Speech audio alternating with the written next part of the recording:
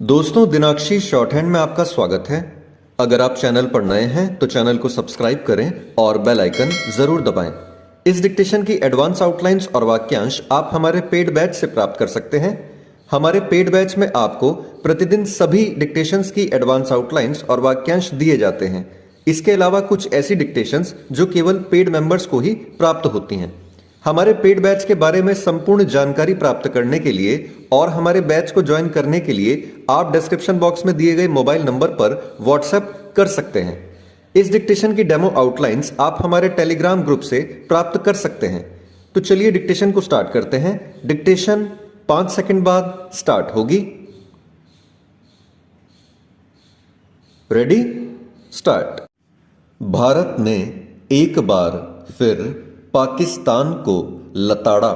विदेश मंत्री एस जयशंकर ने पहले संयुक्त राष्ट्र सुरक्षा परिषद में पाकिस्तान को खरी खरी सुनाई और फिर एक संवाददाता सम्मेलन में उन्होंने पाकिस्तान को न केवल आतंकवाद का केंद्र बताया बल्कि आतंकियों को अभी भी पालने पोसने वाला देश साबित किया।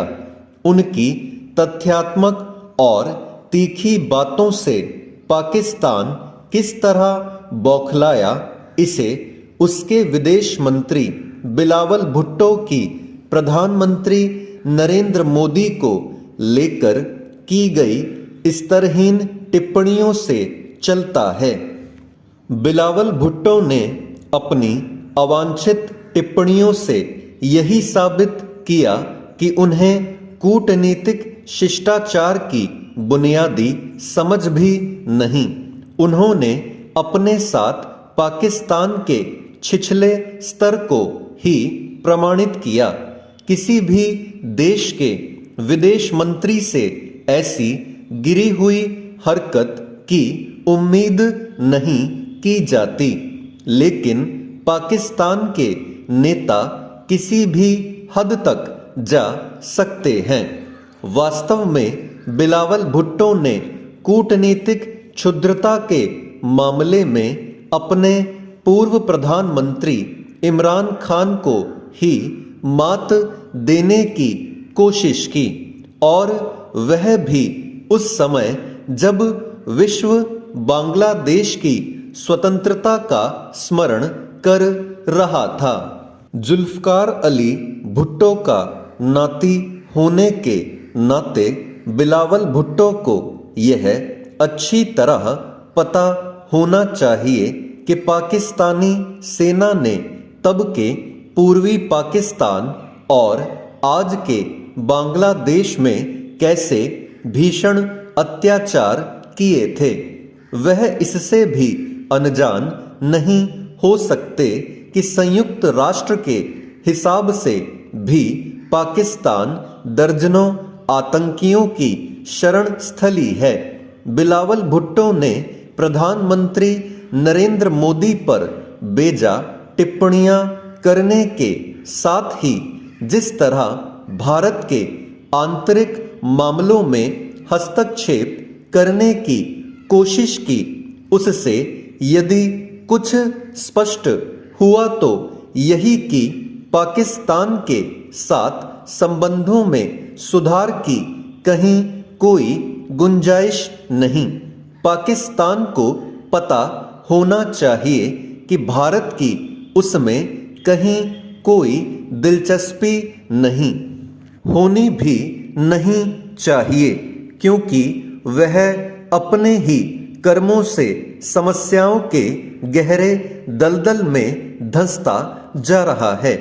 पाकिस्तान भले ही FATF की ग्रे लिस्ट से बाहर आ गया हो, लेकिन दुनिया उसे आतंकवाद के केंद्र के रूप में ही देखती है, और इसी कारण कोई देश उसके इस प्रलाप को स्वीकार करने के लिए तैयार नहीं कि वह स्वयं आतंकवाद से पीड़ित है। भारत इससे संतुष्ट नहीं हो सकता कि उसे पाकिस्तान को एक बार फिर विश्व मंच पर बेनकाब करने का अवसर मिला, क्योंकि दुनिया के अन्य प्रमुख देश उसकी हरकतों पर उसे आड़े हाथ लेने के लिए उस तरह आगे नहीं आ रहे हैं जैसा अपेक्षित है।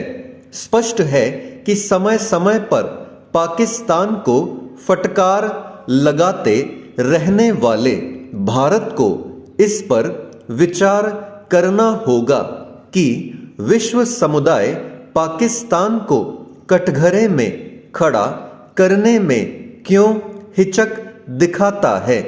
ध्यान रहे कि वह तब तक सही राह पर नहीं आने वाला जब तक दुनिया के अन्य प्रमुख देश उस पर दबाव नहीं डालते।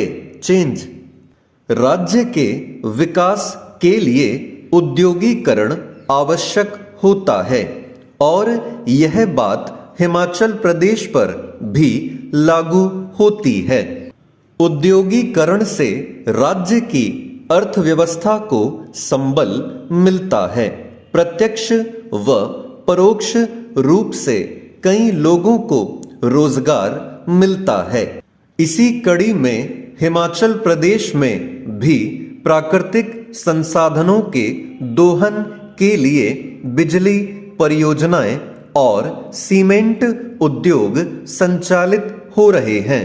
बुधवार को प्रदेश स्थापित 2 सीमेंट संयंत्रों में प्रबंधन ने उत्पादन बंद कर दिया और फैक्ट्री पर ताला लगा दिया।